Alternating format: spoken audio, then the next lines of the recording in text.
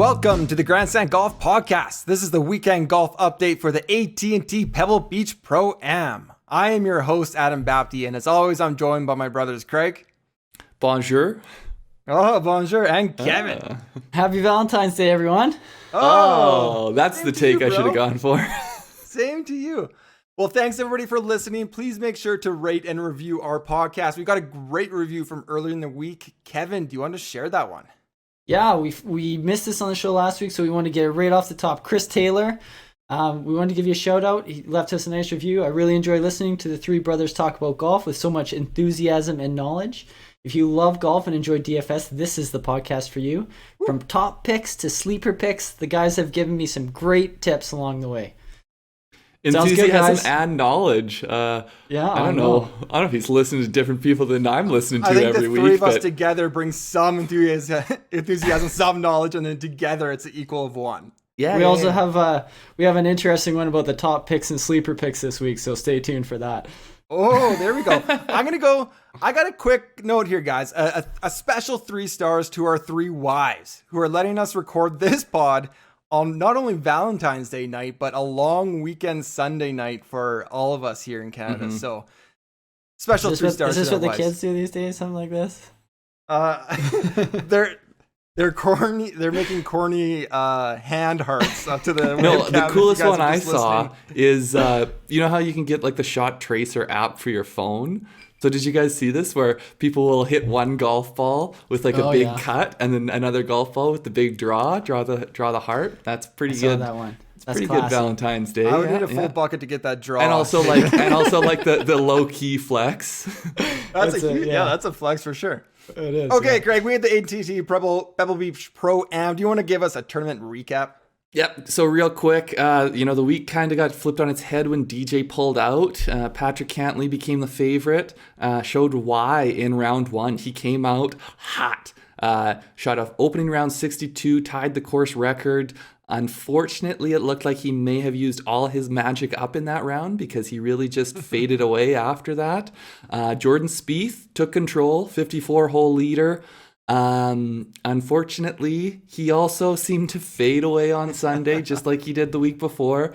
Yeah. Daniel Berger, though, this morning came out, made an eagle on his second hole, birdie on his next hole. He really started to take control of the tournament. Although Nate Lashley looked like he might have something to say about it, came in on the 16th hole. All of a sudden, he had a little bit of trouble with his putter.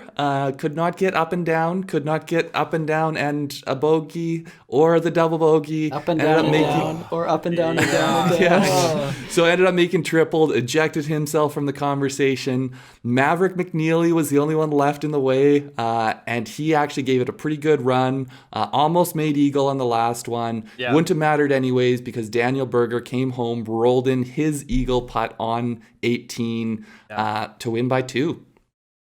Yeah, it was a great showing from Berger, a guy who I talked about on last pod for quite a while for burning me in the one and done. But I actually love seeing him go out and get it this week. I feel like it was my bad. I was just a week off. It was a great final round from Berger. I feel like you might now feel how I felt when Sergio went from missing the cut when I was like being so clever picking him, and then he went out and won the next week, and I was like, this just makes me so unhappy. Yeah, I mean, you didn't mention in the recap there either, but a huge part of Berger's tournament was the double bogey on 18 yesterday. He was tied for the lead and then doubled 18 to fall 2 back going into Sunday and put his drive out of bounds to the right. Yeah. Just skipped it over the cart path, and the out of bounds comes up quickly over there. Yeah. And so he would have been playing in the last group, tied with Spieth, but then that double put him, 2 back going into the last round. And then, I mean, he really just played well throughout the day. His play on the par 5s is, to me, what made the difference.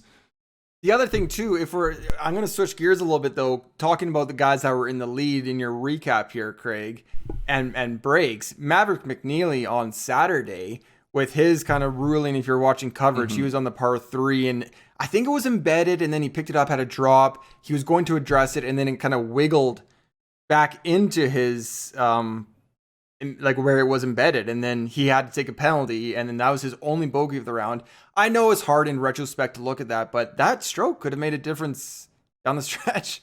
It could have made a difference. I mean, ultimately, it was a win by 2. Yeah. And how differently things can play out when someone's in it, decision making changes based on where you are relative to the lead. 30 holes. Yeah. I'll have some good rules takes later on in the show here if you want to stick around for that. But yeah, no. So the one thing I wanted to point out here, because we gotta stay on one player before we move around to all the players. Yeah. That's my Daniel Berger paid the 4 par 5s today, 6 under par. Which, if you're not paying attention, that was pretty good. Patrick Cantlay, 2 under par. Cantlay, really? If he would have matched Berger there, that's the difference in the tournament. Or 4 strokes there. Tough to match that, really. It is. It's really tough. But, I mean... Listen, this is coming from a guy who's had high expectations for Cantlay for quite some time, too. Okay, but no, I agree with you, because though Cantlay, Berger, and was it Knox in the second to last group? Yeah. You start out 1, 2, and I think 2 especially, a group ahead of Spieth, Hoagie, Lashley. You need to go under par in the first 2 holes, and that's what Berger did. And Cantlay, I mean, he got a birdie on 1, but to not back that up with a birdie on 2, that's almost like dropping a shot. With I think 2 was the easiest hole in the course. Well, and basically a par 5 is like, if people are parring it at this level, if you're wanting to win the tournament, that's dropping a shot. But to me, there's a lot of talk right now about, does driving accuracy matter? And you look at that second hole, and Cantlay went in the fairway bunker. He went from that fairway bunker into the other bunker short.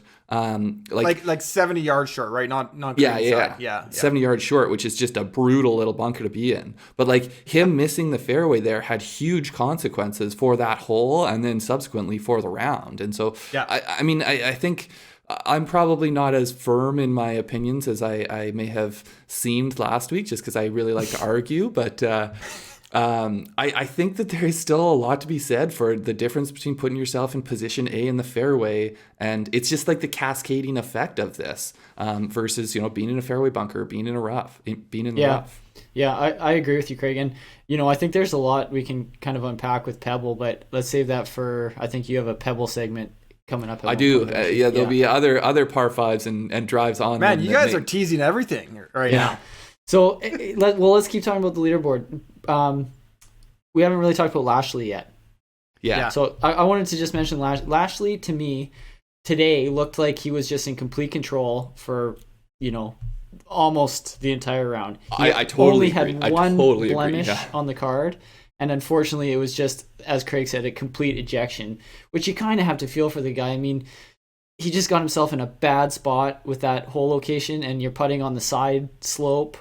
And I mean, listen, we've all been there. It's just a terrible feeling when you're going back and forth. But, he had held it together for so long, and he was right there, and that just, it was gut-wrenching. As someone who was not backing Lashley in any way solely for my selfish DFS purposes, he was annoyingly holding it together, and annoying, even when he would sort of make a little bit of a slip up, he went in the greenside bunker, no problem, got up and down, and then it was just, it all seemed to happen at once on that hole. Man, that's such a brutal little putt though. That green seems to be I know it's not a 45-degree angle. That's the one where Spieth holed out, right? Where it just bed right down to the cup. Yeah. They're at the top there. So you got a 3-footer. Do you go top lip and kind of maybe give it extra weight? Do you just hammer it in, or do you try to do you go outside the cup for that? That's such on a bumpy green. That is so brutal. I hate that putt. But it's also why, the big miss is his approach shot there. You can't leave yourself behind that green. No green to work with, pretty much. And they talk about that. Cantlay spoke about that pretty well, I think, one of the days, that you can't leave yourself above the hole. The only way really to play it is to give yourself whole weight on your putt. And then these guys are so good at hitting it on their line, so they'll take very aggressive. If you see their short putts, they hit them very aggressively. Yeah. But with these short ones, if you have to try to give it whole weight, you're essentially exposing yourself to all of those little bumps and undulations in the green. Yeah, it's interesting when you start to watch a little closer. You recognize that, a 15-foot putt that is straight up the hill versus a 6-foot putt that's coming either from above the hole or on a side slope. You'd much rather have the longer putt that's going uphill. You can be aggressive with that. Tough to watch on Shot Tracker on your phone. It is tough to watch on Shot Tracker. What kind of 6 feet is that? That's why I know, because I've watched enough on Shot Tracker to know that they're not all created equal. But I mean, just talking about Pebble, and I know we'll talk about it later, but Phil Mickelson said, I think on Wednesday or in a pre-tournament interview, like, you need to know your way around this track. And that's why we see this course, unlike other courses, like really be the horse for course. People do well here year after year, and you kind of have to have that top 20 before you win here, because it is a course where you need to know where you can miss it, and it's got small greens and all those type of things. And that shows it right there. And it's something we had mentioned at the start of the tournament, that more so than other places recognize that course history matters. And as the tournament went on, we saw Jason Day rise up the leaderboard. We saw Streelman rise up the leaderboard, although he had a double himself that ended up knocking him back down a couple. But Maverick McNealy, Daniel Berger, Patrick let's segue Cantlay. to Maverick McNealy. Yeah, let's go to Maverick. Top 5 here last year. Just a blistering 31 on the back nine today. Mm-hmm. Yeah. Like that's some fantastic play. And it could have been a 29. I mean, he left one short, I think, on 17. Yeah, it was a 20-foot plus putt. But he left it just a couple inches short. And then his eagle putt on 18, I think, went by 6 inches or so. Like, just kind of, maybe just good outside putts, the cup. but ultimately, putt, I mean, the guy just has a really good feel for this place. I'm sure everyone has heard it by now, but he grew up right there. If I forget who it was that tweeted this, but if you want a good check your first world problems, check your privilege. He wasn't allowed to play Pebble until his 16th birthday. Like, oh man, like what a rough life. Yeah. But I was very impressed with him. Yeah, me too. He really didn't. I mean, it was kind of, he was at the stage where you knew he probably wasn't gonna go low enough to actually catch the leader, so just why not just go for it and throw caution to the wind a little bit. And he just made some great swings coming down the stretch. And his second swing, we talked a little bit about before the pod, his second swing on 18 today was pretty awesome. Daniel Kang, his girlfriend, sent a good pic or a good video on Twitter of him in black and white, kind of doing his club twirl into 18. Oh, nice. So I didn't see that one. It was pretty good. It was good. So I still think, to me, we'll get to Spieth because obviously he's a story again this week. But Patrick Cantlay, I was so very impressed by his play, even though like ultimately it came up short. It felt to me like, aside from round one, he basically was scoring as poorly as he could have. Like rounds 2, 3, and 4, for how well he was playing golf, his score was about as bad as it could have been. And he just wasn't getting any breaks. Putts weren't falling for him. Daniel Berger got lucky, because if Patrick Cantlay had a little bit more magic this week, it would have been a bit of a different story, I think, down the stretch there. Yeah, but I mean, Cantlay did have a little bit of magic there on Thursday. Yeah, for sure. So, absolutely. I just want to be careful about calling Daniel Berger lucky, because I think he did what he had to do. Yeah, he just coming out to shoot a 65 after hitting that one OB on his 54th hole on Saturday. I think it shows a lot that he was determined that wasn't going to be what defined him this tournament. So yeah, Cantlay I don't think got lucky, or sorry, Berger didn't get lucky, but Cantlay, he did leave some shots out there.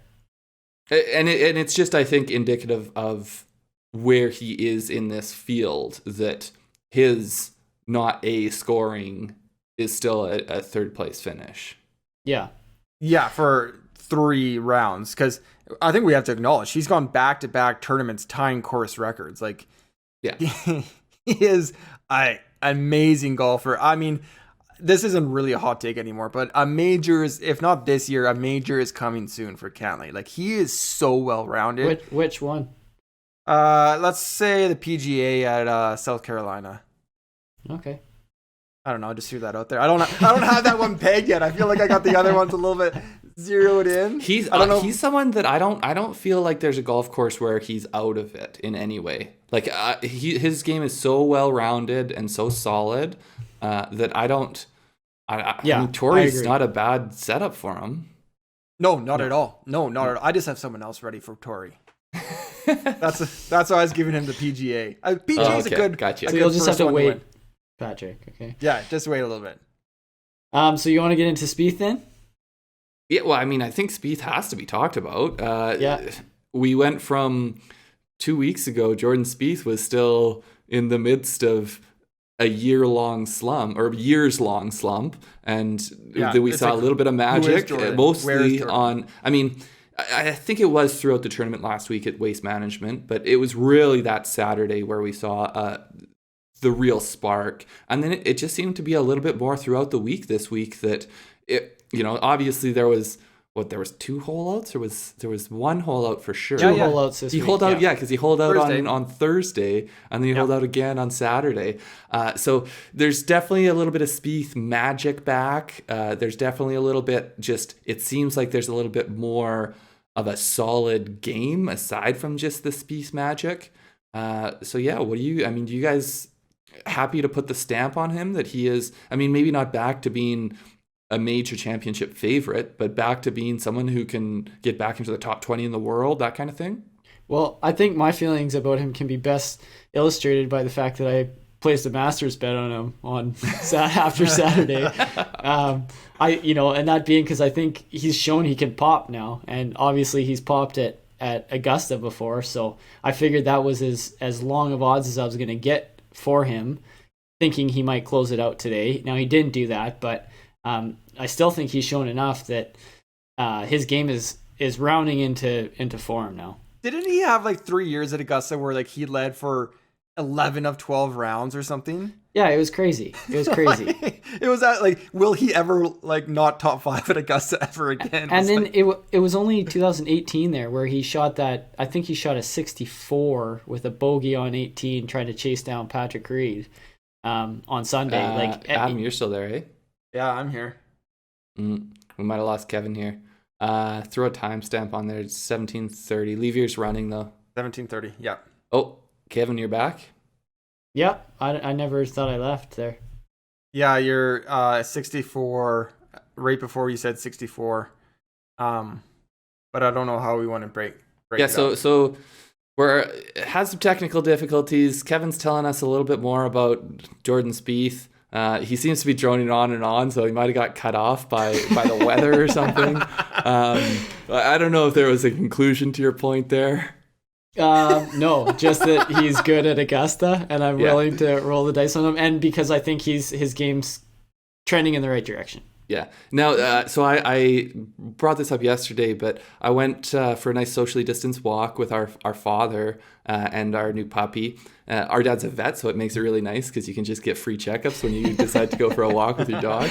But we were talking about Jordan Spieth, obviously, because he watches a lot of golf, and he was saying how like there's players that just seem to have like that spark, that it factor, and Jordan Spieth is one of those people where they find ways to make shots. And that's one of those things that always like, because when he was good as a 21-year-old, I always got frustrated with Jordan Spieth because it just seemed like he was this blessed person that everything happened so easily for.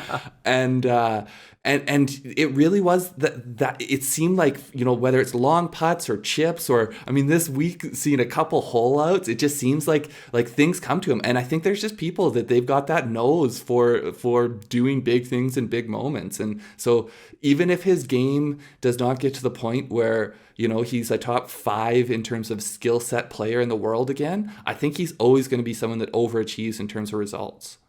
Yeah, when I think of Jordan right now, I think like you have to be good to be lucky, and he's got a little lucky with some of his big shots in the last couple of weekends. But it does show that his game is slowly turning around. But you can't win tournaments or rely to win tournaments on hole outs or 35, 40-foot bombs to drop every time. Kevin, the point is to get Jordan Spieth. Yeah, I was gonna say, the goal is to get the ball in the hole, right? I think what it comes down to is he's just a shot maker. Listening to you talk about him, you're right, but he's just one of these guys that makes shots. Like we know people like that in all, like, whether it's a lawn game or golf or whatever, that you put something in front of them and some people just can make shots. Yeah. I like to think I'm one of them, actually, but... Yeah, I thought you were going to use me as an example there. Yeah. I'm not sure why you didn't bring me up as... Anyone else on the leaderboard that we want to talk about? So just real quick before we move on from that, I don't know if you caught this on the broadcast today, but they were talking about his shot on 16 there on Saturday, his shot that he made, he holed out. Apparently it was a mud ball too, so not only I did hear that. Like, not only did he wrap that thing 20 yards, maybe more than that, right to left, it also then spun back and barely dropped in the hole, all while that had mud on it. Like, some people just seem like they're blessed. Yeah, that's a perfect example. Absolutely. Okay, before we move on, anyone else on the leaderboard here? I just want to mention quick, I think Knox kind of got the short end of the stick today with that early ruling. He had a vicious horseshoe lip out too. And then I think it felt like 2 strokes got taken from him just like that. He kind of got news of the ruling right after the vicious lip out. You know, add two more shots to his score, which I don't think would be that unrealistic. And all of a sudden he's up to 15, and who knows? It could have been he's in the thick of the tournament. Yeah, so kind of like I say, short end of the stick for him, I think. Yeah, today. I guess the only other person, final group, Tom Hoagie, we didn't mention, but he didn't get things started early. It did seem like it was Lashley or someone from that second to last group was going to make that charge, but. To be honest, I didn't expect either Hoagie or Lashley. Like, to me, Lashley overachieved throughout the final round. I expected more what we saw from Hoagie, where he really played well on Saturday, but then being in the final round, just falling off a bit. And it's tough to win on the PGA Tour. It's tough to win. Is it time for 3 stars? Let's do it. All right. 3 stars of the week. 3rd star, Jordan Spieth. Well, we just talked about him for a little bit, but I guess the question is Jordan back? And I say not yet, but his confidence is coming back, and that might be all he needs. Like we said, a couple hole outs, including the 160 yard out on Saturday. But here's the problem that I find with him so far and why he didn't close and possibly be, maybe even more important, a 2nd or 1st star on the Grandstand Golf podcast. But that's really the dream. That's what you're looking for. It is the dream. Despite playing well, he was still tied for 110th in the field in driving accuracy, hitting only 59% of his fairways for the week. That includes all 4 rounds, including the one at Spyglass Hill. That is an issue that's hard to come back from every single round when you're just not finding the short grass. Yeah, I agree. And it's one of these things where instead of hitting really good approach shots to have good looks at birdie and like be scoring, you're hitting really good approach shots so that you're on the green and can 2-putt, you know? Yeah. So I agree, but I think the magic of Jordan Spieth is always going to be like, essentially all he needs to do is to get his driver into a place where it's not dragging down the rest of his game. And so hopefully he can continue. I mean, I think Pebble is a place that really demands accuracy more than some other places do. And so hopefully as he gets into courses where you don't necessarily need to be as accurate, we'll see a little bit more from him.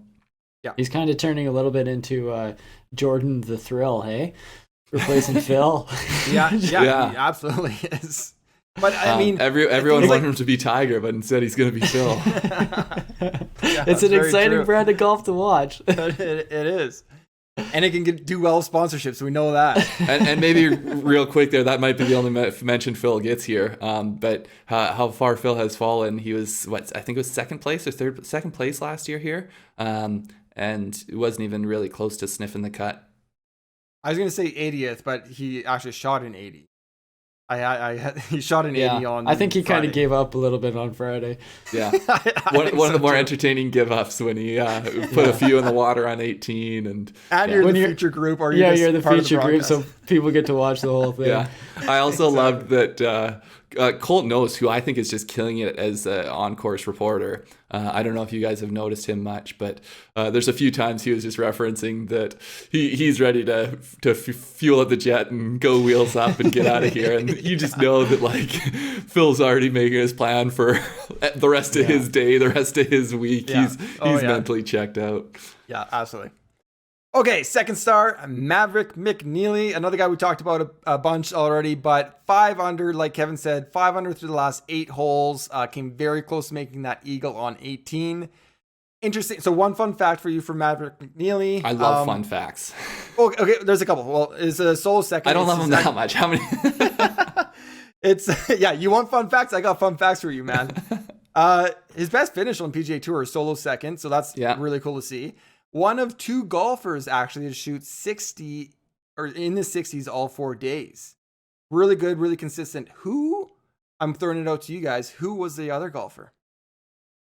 And it's not. Well, just take a guess. Don't look at the leaderboard. I know, Kevin. I can see you scrambling over there. I could guess his nationality. Just give me a name. Come on. I saw it. I looked. Is it Paul Casey? It's not. It's Jason Day. Oh, yeah. Okay. Well, I could have guessed the nationality too because Adam loves Aussies at Pebble. I do. But he's always trying to way to squeeze Aussie facts in. Yeah. Okay. First star, Daniel Berger got the big win for Berger and proves he can win outside the month of June. Fourth I win didn't know on this PGA was Tour. a thing until just now. His first 3 were in June, so he proves that he's not just a June warm weather golfer. golfer. He's not a June specialist. Had a little bit of weather this week too, so impressive. Yeah. Interesting. I mean, again, just kind of cherry picking a stat here, but he did lead the field in scrambling, 87.5%. If that's a key around Pebble, maybe kind of bookmark that for 2022. But now, the one thing before we move on, because I don't know if we'll be getting a whole lot more Berger talk in as we get into the rest of our segments here. The whole putting situation and his caddy lining him up, I think that's gotten a lot of talk this week. Do you guys have any strong takes one way or the other on that? I wouldn't say I have a strong take. I think it's a little over the top. Again, I'm more one of these guys like see ball, hit ball. So I think it's a little excessive personally, but it's not. The thing that makes me upset about it is when they cut to him when he's going to back off of it again. Yeah. Like show another shot before that. But we need like someone to let you know whether that marker's been picked up. Marker's still down, guys. Don't cut to him. So and essentially, apparently they put in a rule so that the caddy couldn't be behind you when you were addressing the ball. Right. But if your mark is down, they could be behind you, and then you could change where your aim line is.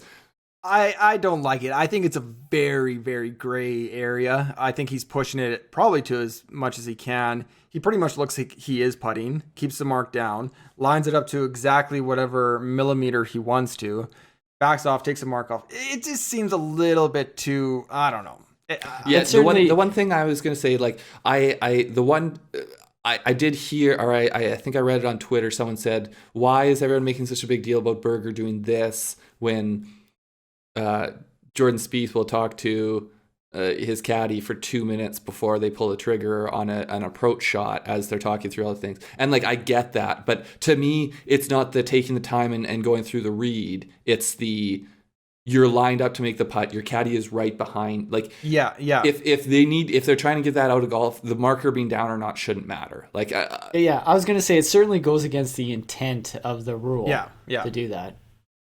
The other I know thing you're all about intent, I think, Craig. Yeah, it's about the spirit of the rule. The other thing I just think they need to get some sort of shot clock on these guys. And I hope it's something that they are moving towards. And I don't think it's ever, you never know, but I think it'll be more something like we see in curling where you get a bank time that you can use over the course of the round, because then when you do have big moments and you do have shots that require the time, you can take it. But if you have been wasting time throughout. It becomes something you have to manage, essentially. So this is at least our second curling reference on the pod, proving once again that we're Canadian. Was it the same reference, or was this a different reference? This episode or this No, podcast? just since we've been doing the pod. I know we've had a few curling references. No, it's the exact same. And you know what? This is my 3-star segment, and Craig's Sunday soapbox is just kind of he jumped on the soapbox, and I feel like it's Speaking of curling, I don't know if you guys remember the Olympics, but they had mixed doubles. That's what they should do for the Olympics for golf, is a little bit of mixed doubles competition. Yeah, well, that's a whole nother conversation. Some mixed tournaments would be fantastic. Yeah, we need that. That's a great point. You can have the Sunday soapbox. Okay, great. 5 minutes on Finally, mixed redemption. Put that bookmark that one and put it on the Sunday soapbox. Yeah.